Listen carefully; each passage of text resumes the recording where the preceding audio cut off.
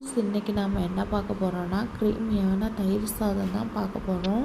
வாங்க எப்படி செய்கிறதுன்னு பார்க்கலாம். இது குழந்தைங்களுக்கு நல்லா விரும்பிய ஒரு உணவு. கண்டிப்பாக உங்கள் வீட்டு பிள்ளைகளுக்கும் இந்த ரெசிபியை பார்த்து செஞ்சு கொடுங்க.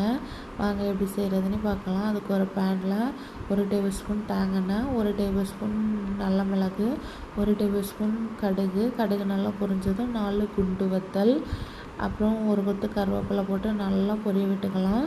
அதை இறக்கி தேவையான அளவுக்கு பெருங்காய பொடி போட்டு கிண்டி விட்டுக்கலாம். இப்போ ஒரு பாத்திரத்தில் 2 தயிர் பாக்கெட்டு ஊற்றி நல்லா இந்த அளவுக்கு இது பண்ணிக்கலாம்.